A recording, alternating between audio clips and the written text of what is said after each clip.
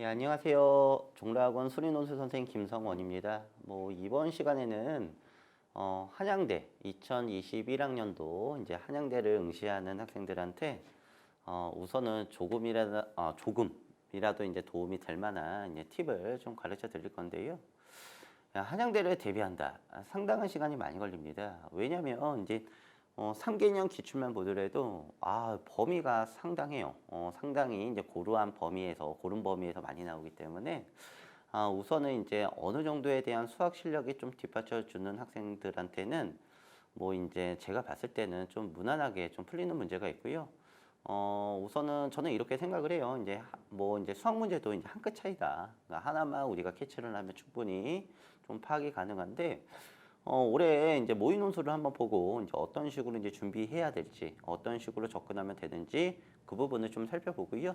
우선은 이제 어떤 식의 이제 남은 기간 동안 어떤 식으로 준비하면 되는지, 이러한 그쵸 부분도 좀 얘기를 간단하게 해드릴게요. 2021학년도 이제 한양대 모의 논술 이제 문제를 한번 보면요. 이제 제시문에 이제 교과 내용을 실어주지는 않아요.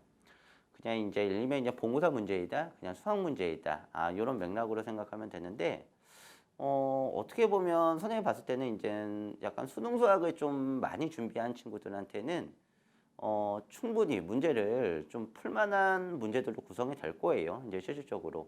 근데 이번 모의 논술보다는 좀 더 어렵게 출제를 하겠죠. 그래서 우선은 이제 고난이도에 대한 문제를 풀어본 친구들, 그런 친구들한테는 한양대 문제에 대해서는 크게 그쵸 준비하는데 많이 도움이 되지 않을까라는 생각이 들기는 합니다. 문제 1번은 이제 기본적인 이제 대도관계가 나왔어요. 대도관계가 나와 있는데, 우선은 이제 다친구가 0과 파이에 대해서 우선은 사인 x 마이너스 코사인 x와 사인 x의 크기를 비교하래요. 대부분 이제 대소 비교는 이제 서술할 때도 좀 중요하거든요. 한마디로 한마디로 얘 전체를 A라고 하고 얘를 B라고 한 다음에 A에서 B를 빼줘서 이제 0을 기준으로 이제 크거나 작거나, 그쵸? 그 부분은 우리가 판단이 가능하고요. 나눠줘서 1을 기준으로 크거나 작거나 이런 식으로 이제 파악이 가능한데, 아니면 이제 크고 작고를 이제 판단하기 어려울 때 이제 값일 때는 우리가 이제 미분, 이제 한마디로 그래프의 개형을 바탕으로 판단을 좀 많이 하거든요.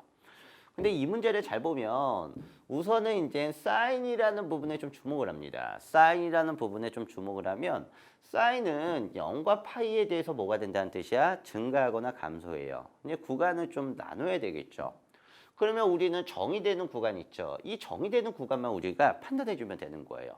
좀 더 문제를 좀 가볍게 갈 수가 있거든요. 쉽게.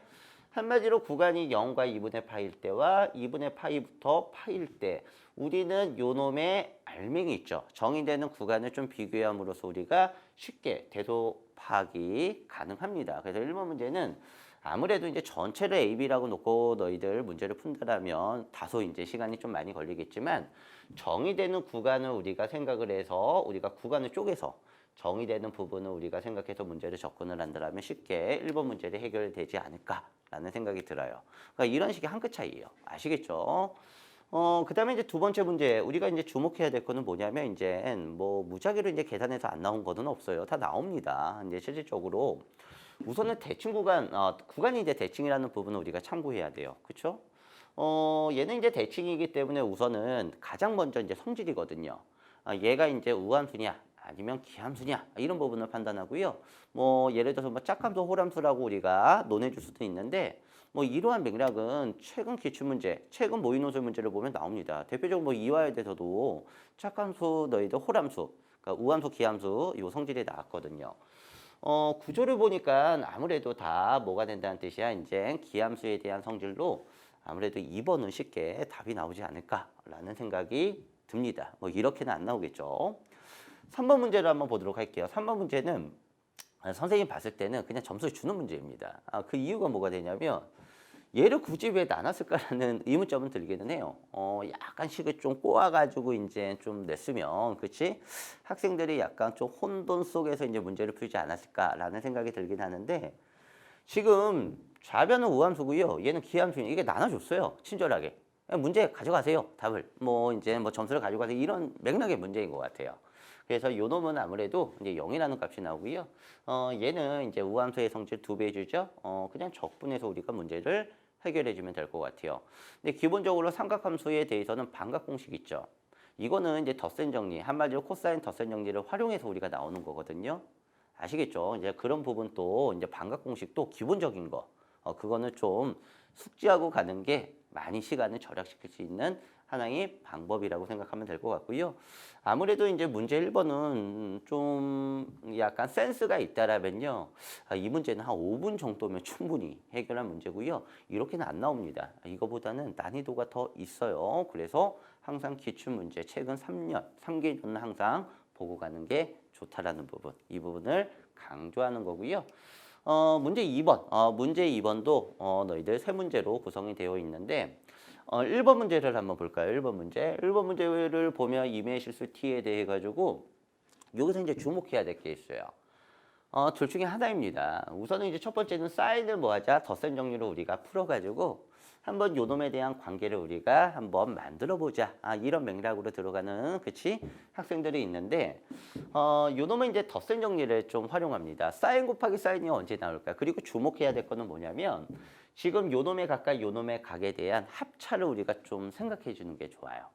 만약에 합이 어떠한 특수각이 나오면 이제 덧셈 정리를 활용을 좀 많이 하는데 한마디로 어떤 구조에 대한 결과가 얘가 나오는지 이런 부분을 참고해 보면 아무래도 이제 코사인 구조가 될 것 같아요.